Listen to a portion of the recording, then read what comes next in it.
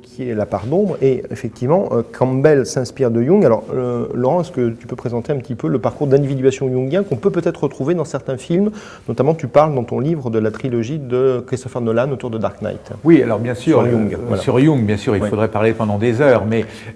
très rapidement Jung a mis en place, c'est là une des sources principales d'inspiration de Campbell, a mis en relief et en lumière ce qu'il appelle les archétypes, et c'est lié bien sûr à la notion d'inconscient collectif, qui fait encore débat chez certains psychologues ou psychiatres aujourd'hui, mais donc de retrouver des schémas narratifs, des figures et des symboles que l'on trouve à la fois dans les rêves et à la fois dans les mythes, précisément. Et cela, quelles que soient les régions, quelles que soient les époques, il y a comme ça des éléments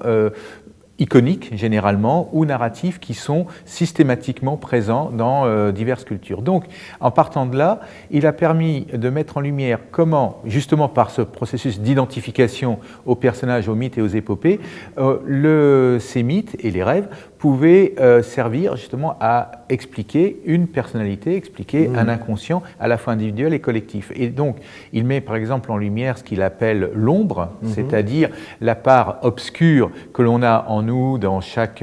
individu, qui n'est pas forcément le mal, même si souvent ça a été identifié au mal dans certaines cultures, mais ce n'est pas systématiquement le cas. Il met aussi par exemple en lumière ce qu'il appelle à contrario la persona, c'est-à-dire le moi social, ou le masque, au port des masques. Alors c'est là où ça devient très intéressant, c'est que par exemple jusqu'à une époque récente, les super-héros c'était tout bonnement des schizophrènes freudiens classiques, pour dire les choses, voilà, un problème de personnalité, ils mettent un masque, ils se dédoublent et il a un problème pour concilier les deux. Depuis quelques années, dans la bande dessinée, l'apparition de Frank Miller et surtout au cinéma, les films depuis les années 2000, on voit que cette perspective a changé. Le cas de Batman, Bruce Wayne, est vraiment très intéressant pour cela, parce que dans la nouvelle version, dans la trilogie, on voit que Bruce Wayne, donc quelqu'un de complètement perdu, qui cherche à construire sa personnalité. C'est un enfant. C'est un enfant, il est vraiment infantile, donc il part à l'aventure, il trouve un maître à penser, il revient, et dans le même temps, il va d'une part se construire un masque social, la persona, c'est Bruce Wayne, le milliardaire, qui ne veut pas être, mais qu'il est obligé quand même d'assumer pour faire bonne figure dans la société parce qu'il ne peut pas s'en passer.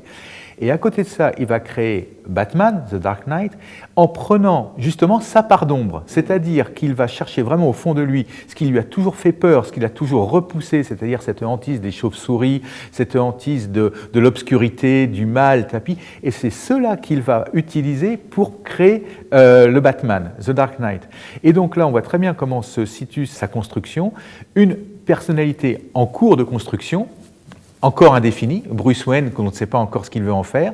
sa persona, c'est-à-dire le milliardaire, et sa part d'ombre, Batman, The Dark Knight. Et toute la trilogie va montrer comment, progressivement, en affrontant divers ennemis, dont cet ennemi absolument abstrait dans la trilogie qui est le Joker, qui est absolument passionnant, et finalement, dans le dernier film, arriver à l'âge adulte où il va pouvoir enfin se constituer comme adulte et transmettre à Robin, à un jeune qui va arriver, donc un nouvel enfant qui arrive, qui lui-même est en quête, transmettre son héritage, ses jouets, son costume, pouvoir se déguiser. Il va disparaître plus ou moins à la fin du troisième film. En tout cas, il aura accompli sa tâche, sa quête, et une fois sa transmission faite, on comprend qu'il est arrivé enfin à l'âge adulte, qu'il a terminé sa construction de personnalité. Il est guéri, d'une certaine manière. En tout cas, il a résolu son complexe d'origine, et les films suivants, s'il y en a, peut-être que ce sera Robin, peut-être qu'il va trouver autre chose, mais en tout cas, il a accompli sa mission.